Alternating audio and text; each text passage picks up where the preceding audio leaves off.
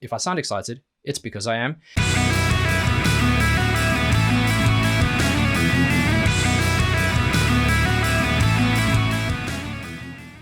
Welcome back, and thank you for joining me for another reaction video. If you're new here, subscribe, turn on those notifications, and you're good to go. Today we're looking at a band I have not done on the channel yet, and I've never heard before. I cannot wait. They're called Orbit Culture, and we're looking at a song called Nensha.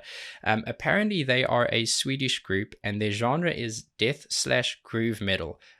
Don't know what that means. Don't think we've done any of that on the channel before. They've been around since 2013, so super excited to hear what they've got for us. Orbit Culture, Nensha, official music video. Let's see what you got.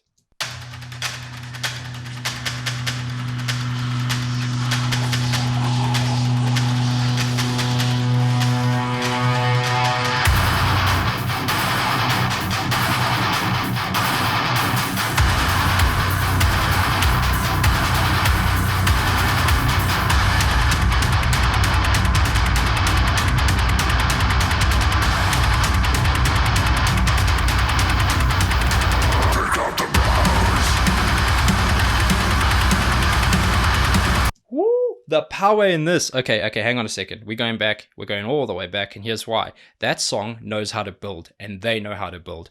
That was awesome. It started out intense with that kind of percussive rhythmic pattern, which I thought was really awesome. You had the guitars come in, and you had that relationship between the guitars. It sounded like one guitar was answering the other.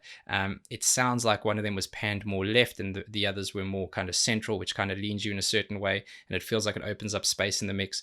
When the drums came in, again, there was a build-up, a lot of tom work there, and when it kicked in, man, that is fire. That's when you latch onto what that actual melody and rhythm is, because you're still kind of guessing at that point. That is absolutely fire. I got to hear that again.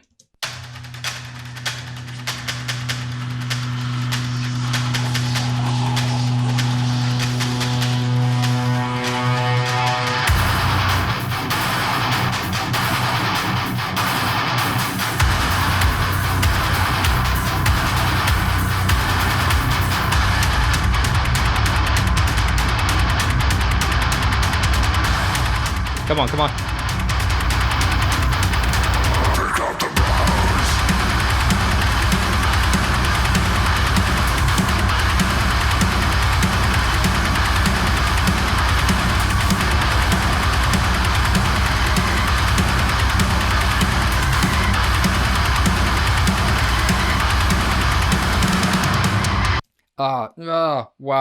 Wow. Okay, I love that they extended that piece and they played it as long as they have, because it is fire. That is one of the most power riffs and build-ups in a song I've heard in a long time. I like that rhythm is...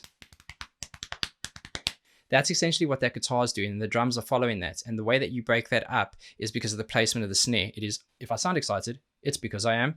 That is very, very, very cool. I heard some synth kind of effect stuff coming in there at the end. It sounded like... it's very uncomfortable. It's high-pitched, sounded more like a squeal. I want to see if they do more of that. This is fire.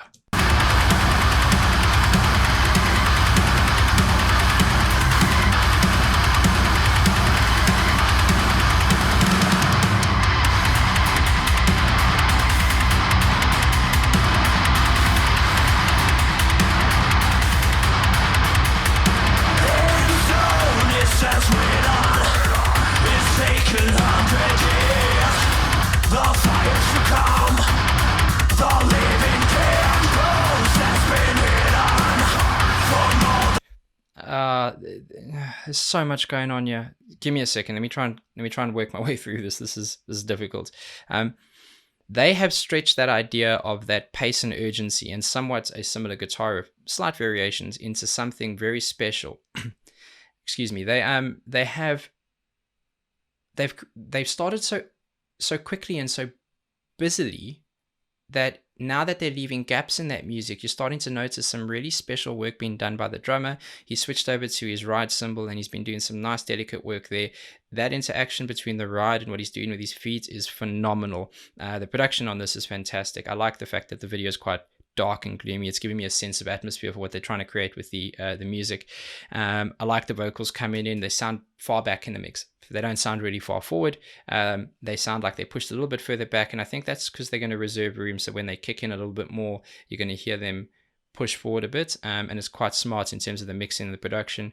And listen to when the drums change the accents into the snare and some of that kind of time signature work. It's really cool because your body knows when something's changing, because if you're bopping along to it, which you are for these guys because they are fire, your body feels when that changes and it becomes uncomfortable and you have to find a new rhythm. It's very smart, it's very cool, but I have to note that it isn't done in a way that's forced and makes you feel like it devalues that beat. You know, you're just on another journey with them.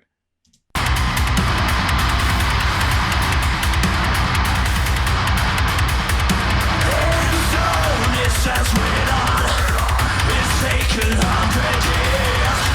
The fires to come, the living can ghost that's been hidden for more than centuries. I flash back in time, the birth of a sickness in me. The traditional rangers, taking the words from the dead. Hear the scars of our faces, beating the breath of the bride. You know what? Yeah, death groove. I'll go with that. There are some solid grooves that are happening right now, and the drums actually dictating a lot of that change. Or it feels like it feels like the drums are leading that change, even though everything's working together. I do like the mix of the vocals. It's not crazy. You know, it's definitely there. I think it's more like a style thing. I don't know if they're going to push them forward or not, but I like where they're sitting, very audible, but definitely as part of the music, not a layer on top of it. The screams that came in there, there's your death element, man. That is so brutal, low, growly, right up on the mic. You know, you can almost hear some of those imperfections of the lips touching that mic, and it's awesome. This is brutal.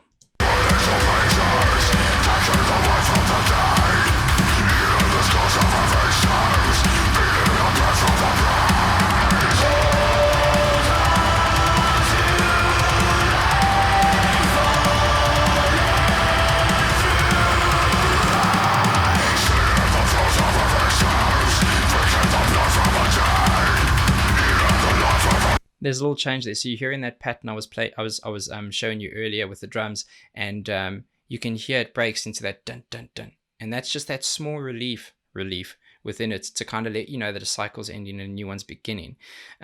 Because it is so rhythmic and almost tribal in its nature, it can become a never-ending loop of music, if you will. So to have that little break in, that dun dun dun, it's just such a nice nod to kind of go, the next piece is going to start now, even if it is a repetition. Very cool.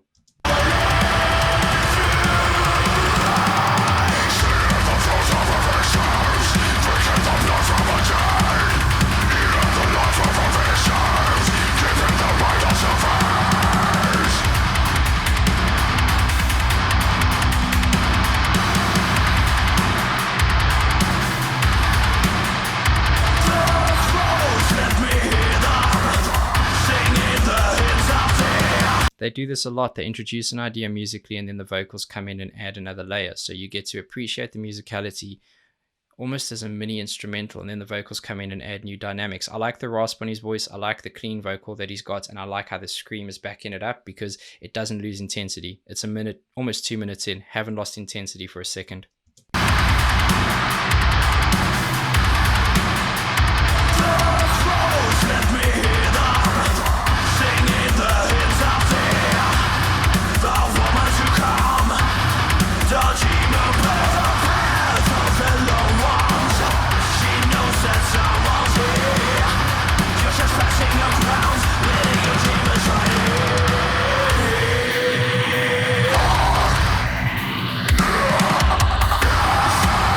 Okay, so a nice effect there is in that break.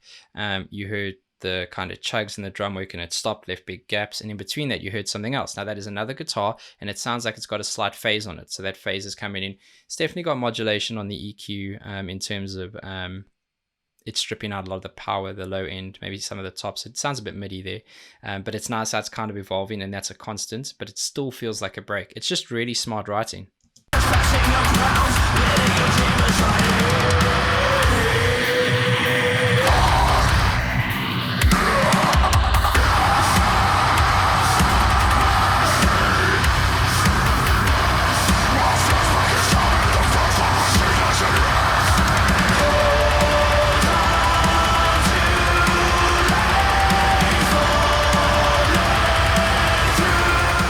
guy's feet.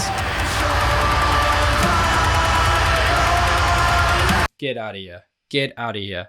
That halftime there, this is where the groove sits. So he's doing a lot of delicate work on the cymbals, and sometimes you'll see him lift his hand up, and he's trying to get more of the tip of the stick to hit, so he can be a little bit more frilly and get some rolls and some nice accents. His wrists have amazing control, but listen to the placement of the snare there and how it dips back and becomes halftime, even though his feet don't stop for a second. This is a whole damn thing.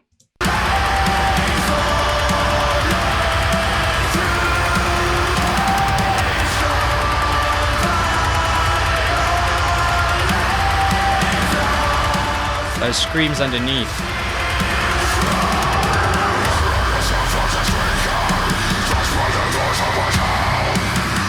Synth build up.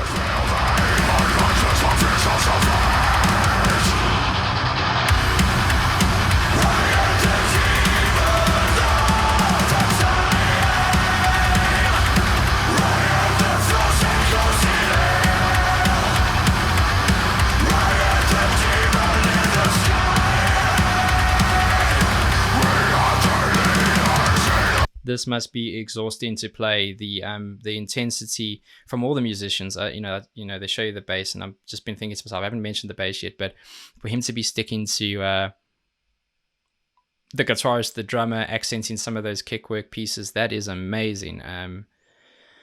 Sure, it's exhausting, and I'm not even doing anything. I'm just talking. But this is, wow, these guys are phenomenal. Why have I not been listening to them?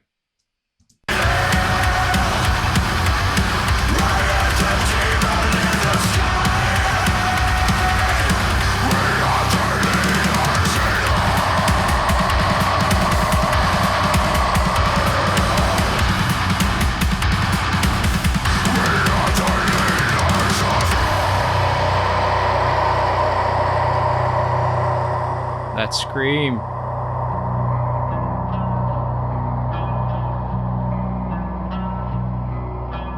I'm really happy they're doing this because it's been so intense. And to be honest, I wouldn't be mad if they just did this for the whole song, but it shows real maturity to bring the listener down. If you're in the crowd, you have to picture that, right? Take people on a journey. You're in the crowd, you're going crazy for almost 4 minutes, and then all of a sudden it dips. Bring down those expectations. All of those intense moments, those surprises and shocks, they become the norm because that's what the song is. Take that away. Let people just calm down and breathe. When you bring them back, even if you bring them back exactly the same, it's going to feel like an impact because you've taken them on a journey.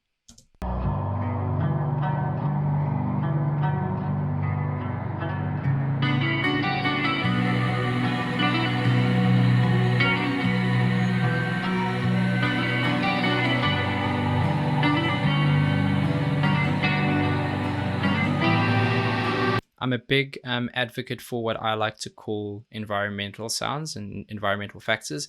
And I don't know if this is necessarily the case, but this is what it sounds like to me. So there's a bit of a lead piece coming in there. The tone of that clean guitar sounds a little bit like Metallica 1. It's awesome. I really like it. But it sounds like there's wind. And I don't know if it's because I'm looking at the video and it looks outdoors, but it sounds like there's this swish, like this wind. And I've been in studio with engineers who've taken a mic and put it up in the air conditioning unit to get that sound, but it sounds like something in the background, something floating, something constant. And then you hear it dip a little, comes back again, and it's just nice. It's layered.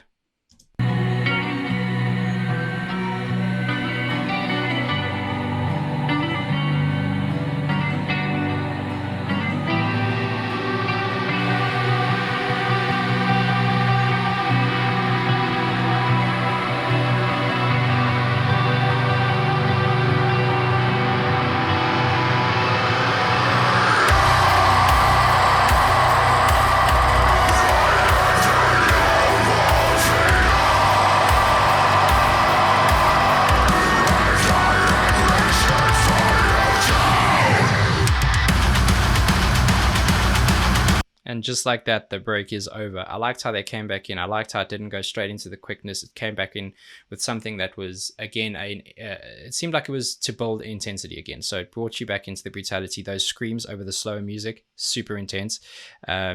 Just so brutal. Unforgiving. And then into the quickness again. This drummer is something special.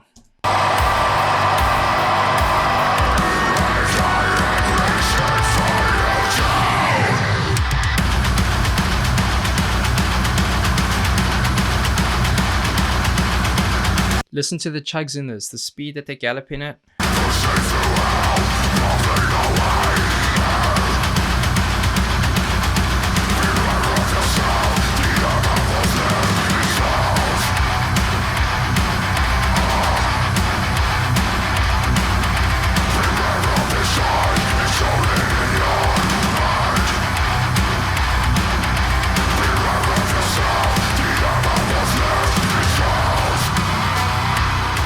Half time.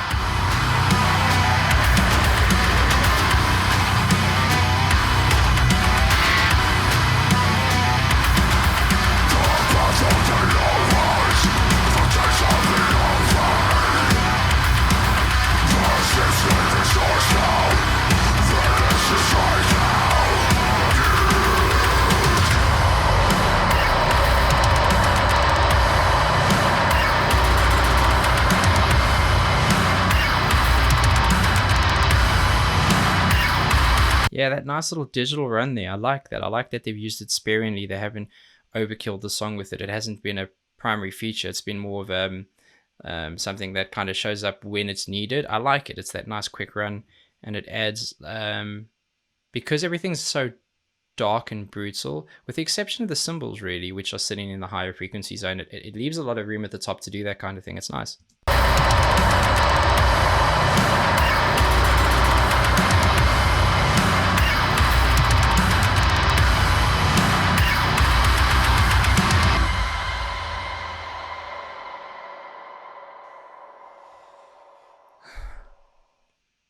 That was scary, awesome, exciting, terrifying, all of the above. I need to listen to more, and I need to listen to more right now. So I am now on the Orbit Culture wagon, and I need more. You have to tell me which one to do next. That was intense. That woke me up big time. That was super intense, very brutal, but not like, I know it's not going to be like everyone's cup of tea, but I like it.